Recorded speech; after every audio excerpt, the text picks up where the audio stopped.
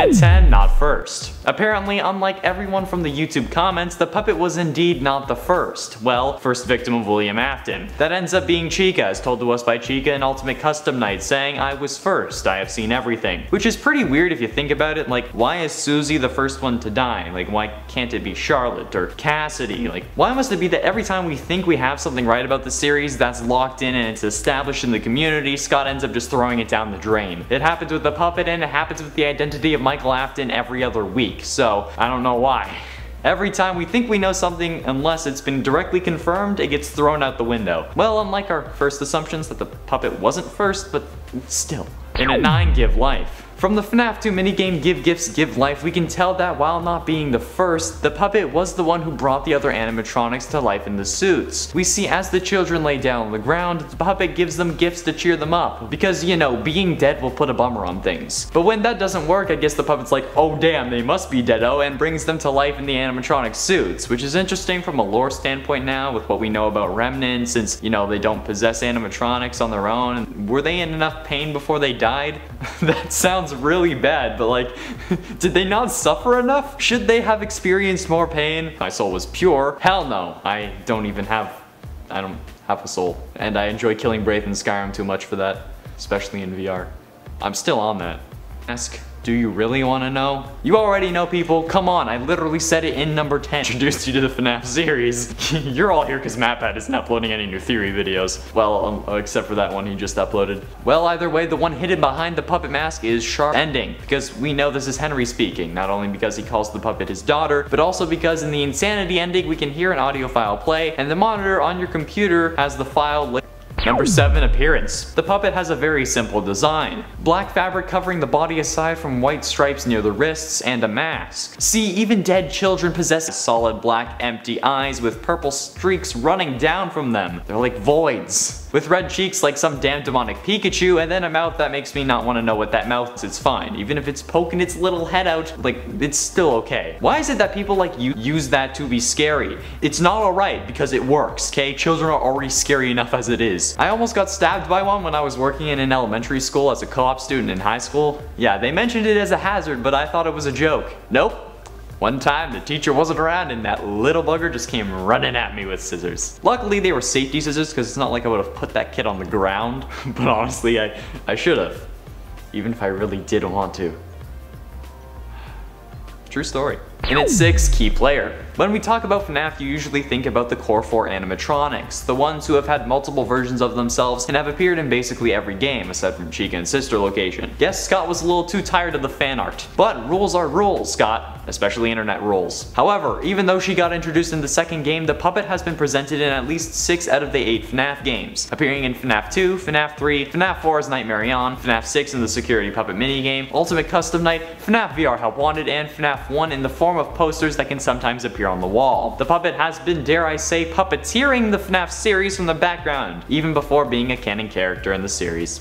Puns. Halfway through at number 5, First. While no, Charlotte may not have been the first victim by William Afton, she was the first to possess any animatronic. This was shown to us in the Security Puppet minigame, where we see the puppet and Charlotte combined after she was brutally killed by Afton outside of a Fazbear joint. With what we now know about Remnant and Agony, how true possession only comes from intense pain and emotion in the form of agony, we can be damn well sure that she was in agonizing pain when she was killed. Not only was she, you know, murdered at the hands of her father's friend and business partner, but she was also stuck outside of her favorite place on Earth, somewhere that was literally designed to defend her. But the security puppet was blocked off by an unknown source, probably just a couple of bullies who wanted a girl out of their fun. So she was in agony, so much so that she was instantly able to possess an animatronic that was designed to defend her. So much that it sacrificed itself by crawling in the rain. It's like Henry coded himself into the security puppet. That's a theory for another day. And at 4, Lefty. The Lefty animatronic is actually an acronym. LEFTE stands for Lure, Encapsulate, Fuse, Transport, and Extract. So, before you go off in the comments saying that we spelt it wrong, technically we didn't. It's just more commonly written with a Y. This version of Freddy, which it is, don't come for me saying that it's not a Freddy, okay? Any bear with a Freddy characteristics is a Freddy animatronic, especially in this series. Anyway, this bear was specially designed by Henry to emit the bracelet code that corresponds to the one Charlotte was wearing, as we see in the security puppet minigame. The green one. then use that bracelet to lure the puppet Charlotte, to capture her, bring her to the pizzeria from Pizzeria Simulator, and then free her soul. This line is such a good example of context and delivery. The way I put that is nice. He wanted to free his daughter's soul. But if I was to say something like capture her and then bring her to the pizzeria so that she could burn with the rest, which is still true, that sounds a lot more sinister. Just goes to show that you need more than one perspective on everything. And at 3, creation. The creation of the puppet is very straightforward. I've been saying it this whole video, really. Charlotte was brutally murdered outside of a Freddy Fazbear's Pizzeria, as we see in the FNAF 2 minigame of Take Cake, where Freddy is tasked with bringing cake to crying children, while we helplessly watch her get killed by none other than, you guessed it, Matthew Perry. Okay, not really, but that then takes us to the events of the security puppet minigame from FNAF 6, where we see the puppet head outside the back of the pizzeria and finds Charlotte's dead body, and then falls down next to her, allowing her to live on by possessing it, which potentially takes us to Midnight Motorist, which makes me think that the crying child saw Charlotte be killed by his father, since he was at the Fazbear restaurants, and the father, you know, he got home. It was called later that night. You know, I'm not certain, but it's just a theory. Theory for another video. You thought I was gonna say it. And at 2, fan versions. While the normal puppet animatronic may not be scary per se, the fan-made versions of the character are. Take for example the Reaper puppet from Final Nights 3 and 4, the scrapped withered puppet that was showcased by Amanda in the Top 10 Scary FNAF Fan Animatronics Part 2, or literally any other animatronic puppet that was ever created. I don't know how people are so easily able to make this damn thing so scary. I usually don't include fan-made versions as a number on these facts lists, but for some reason so many people want to make terrifying versions of the puppet. What about the Havoc puppet from Dermitibus? Have you seen that thing? It's like the spiders in Australia got their hands on the illicit substances that bodybuilders use. If you're mad about the weird phrasing, blame YouTube, not me. Can't say anything anymore without being demonetized. Damn, this puppet got me ranting about YouTube. That means you know it did something. Finally, in number 1, family ties. The puppet is one of the few dead children to have a connection to someone important in the series, the others being members of the Afton family. The puppet, on the other hand, is a member of the Emily family. Well, at least according to the book, their last name is Emily, but who cares at this point? Out of everything we want answered, you decide to give us that, Scott? We legit have a list about top 10 FNAF unanswered questions, by the way. You should go check that out. Click in the top right corner. However, Charlotte has more of a connection than anybody else. I mean, she is Henry's daughter, the mastermind behind the animatronics of the Freddy's restaurants, and she was killed by William Afton, the business partner to her father. She was probably also friends with his kids since their parents were together so much, and she went on to become the first possessed animatronic, bringing to life all those that came after, either directly or by proxy. And at 10, Crying Child. The theory that started with the release of FNAF 4 was that the puppet was the Crying Child. The idea mostly came from the design of the puppet compared to the design of Crying Child's sprite, since the two had horizontal stripes and a love of crying. However, this ultimately was not the case, but it was still a solid idea when the theory first came around. Some of the evidence not only included their design but also positions, like how Crying Child would kneel while crying in the storage room, and the puppet's silhouette in FNAF 3's Mangle's Quest minigame. But like I said, it was confirmed to be Charlotte after we see her die in FNAF 6, and the puppet comes out to possess her, or I guess save her, resulting in one of the most delicate possessions in the series, which is weird to say the least. And at 9, after Phone Guy. There was also a common consensus that the puppet was actually after the Phone Guy. This whole idea came from a single line in FNAF 2 where Phone Guy says, "I never liked that puppet thing. It's always thinking." That combined with his love for Foxy actually made us believe that Purple Guy was going to be revealed as Phone Guy, which was at the time the closest thing we had gotten to getting an identity for the one everyone called Vincent for some damn reason. However, this was proven false in Sister Location. But that still leads us to think that, like, was the puppet actually after the Phone Guy? Because how else would he know that it's always thinking?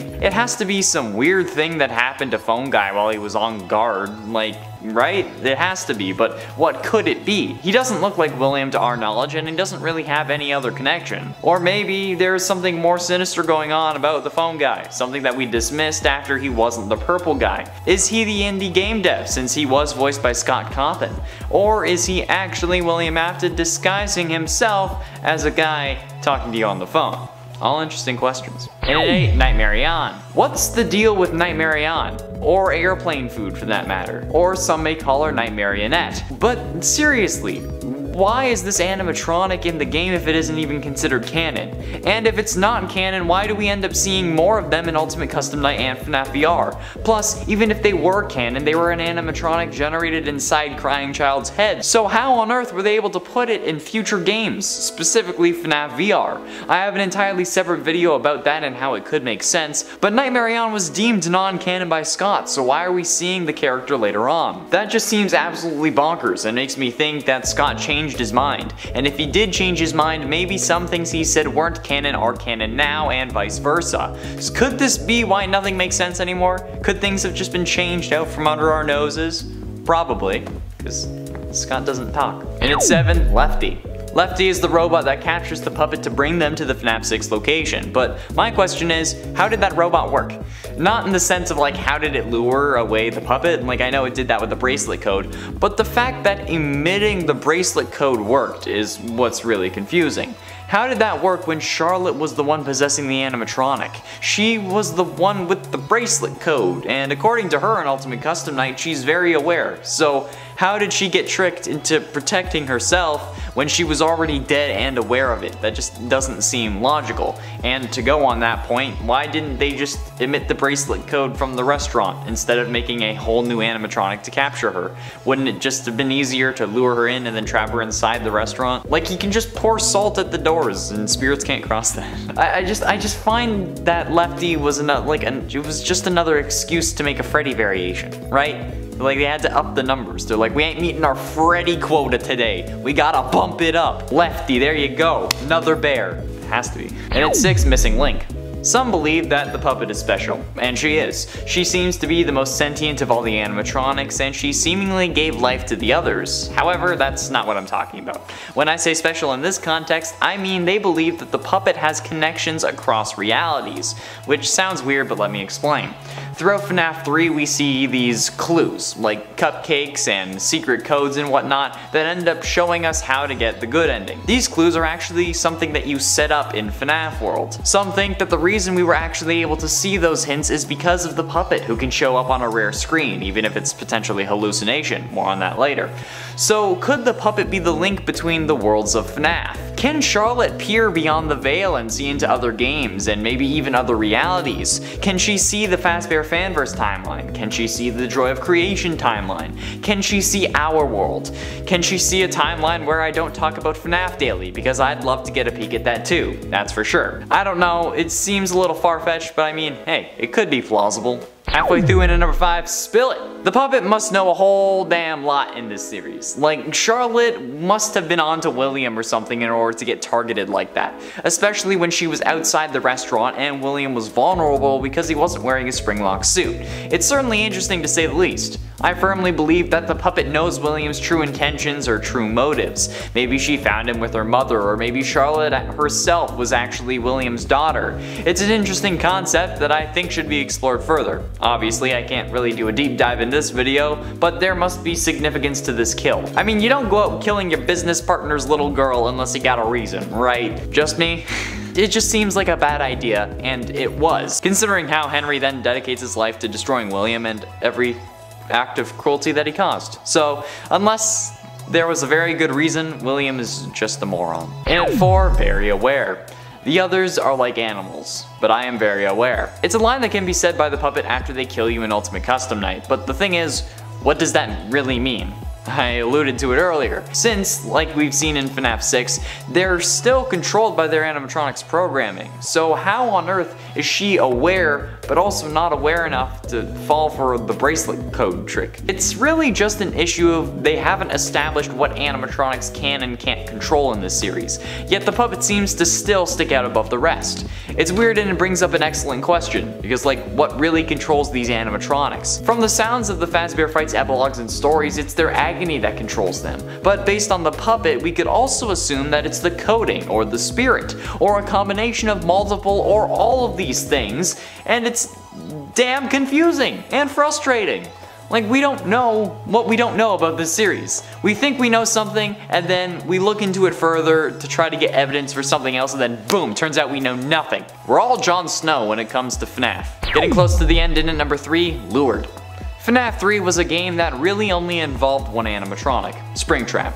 The rest of the jump scares were just phantoms that wouldn't actually end the game. However, in a rare screen, which some consider a hallucination, we can see the puppet standing in the hallway of Fazbear Frights.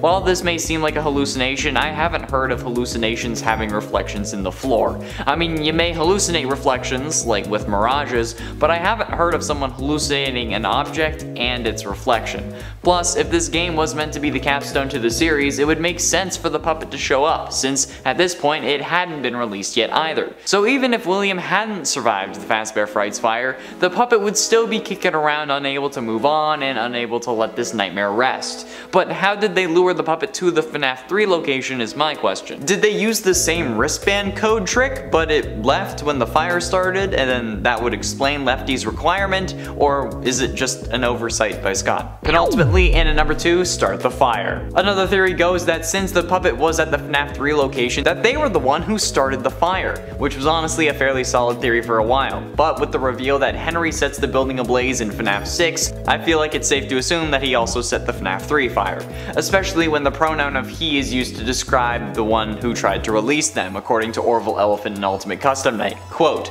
"He tried to release you, he tried to release us, but I'm not going to let that happen. I will keep you here. I will hold you here, no matter how many times they burn us." The us, I'm guessing, is referring to William and the one possessing him, instead of the us being other animatronics.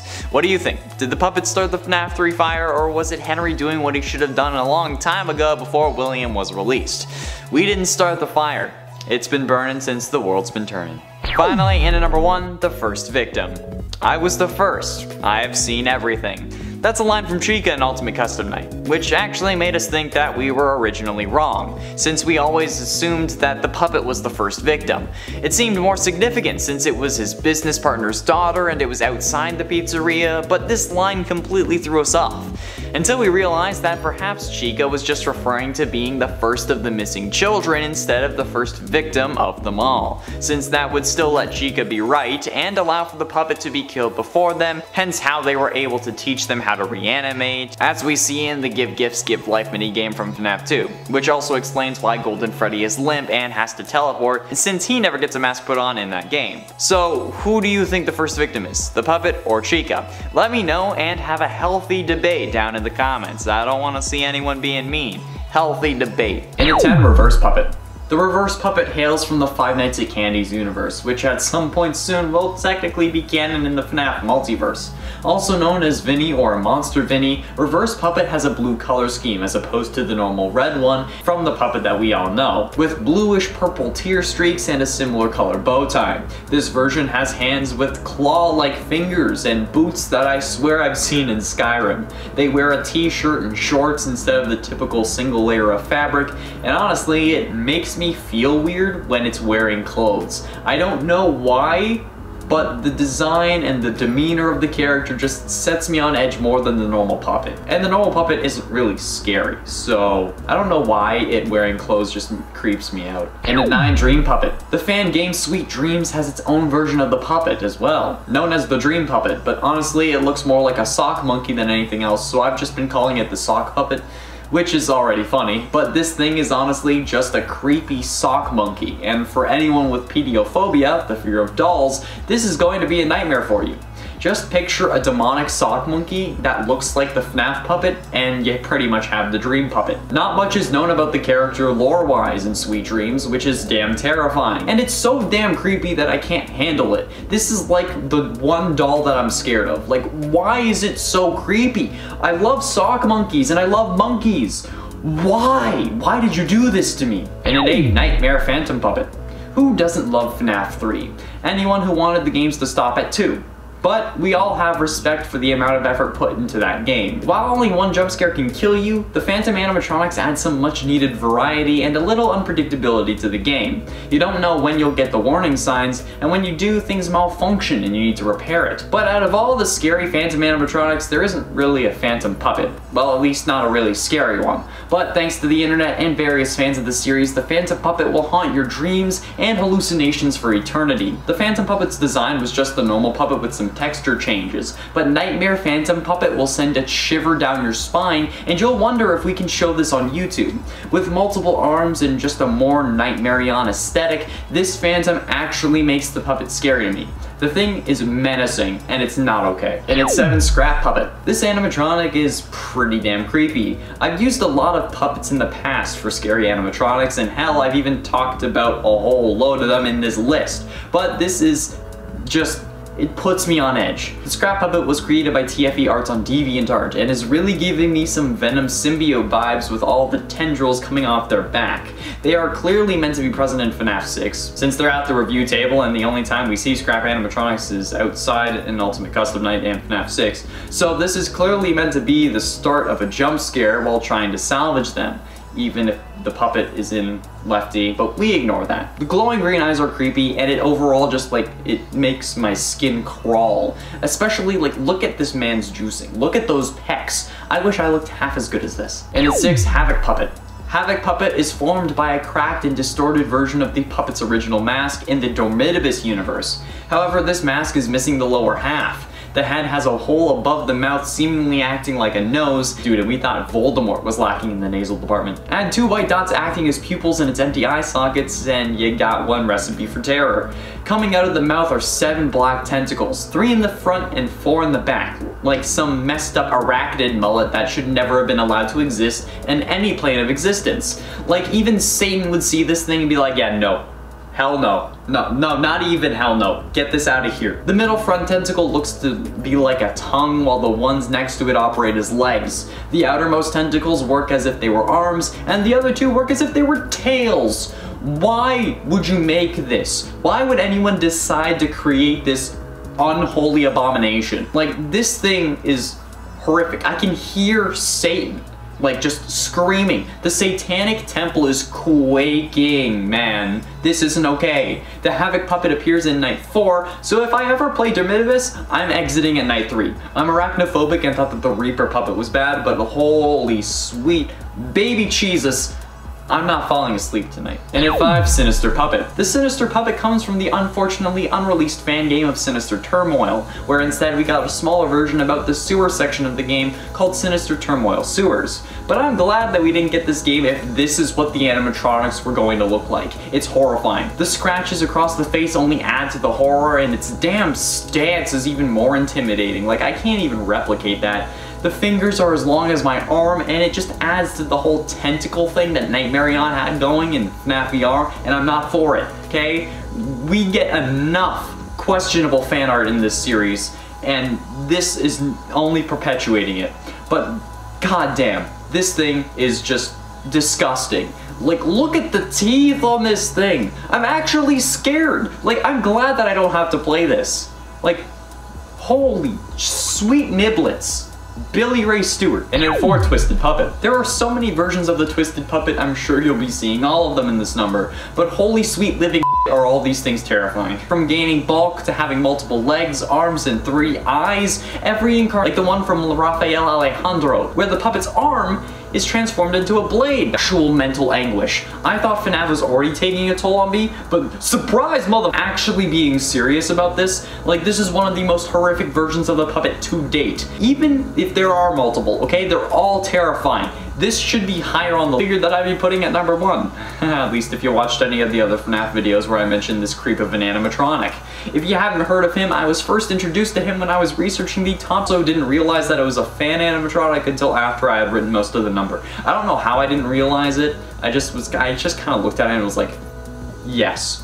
But I ended up seeing the Reaper Puppet is a really screwed up version of the puppet that we all know. The one that gave life to the animatronics, and if you think that the puppet walking towards you in VR is creepy, climbs over the railing to the hospital room, and it's in the most disturbing way that I've ever yourself, time doesn't pass, or at least passes very slowly. It's terrifying and the most intense moment of the series to me. I hate it. And it too, the Withered Puppet. Okay, so like I said, the puppet has never really been the most terrifying animatronic to me, but this version just kills me. And I mean, if I ever met it, I'm sure it would actually, like, take me to the realm of oblivion and torture me for all eternity. This is a withered version that we have yet to see in the games. The puppet's face is all torn and the body looks as if it's been somewhat grinded up with lots of wires sticking out of it. And the teeth in its mouth they're equally disturbing. Its wires also seem to be red and blue, unless that's just the lighting, but it still seems to be holding on to a few buttons that it has on its chest, like some messed up version of Coraline.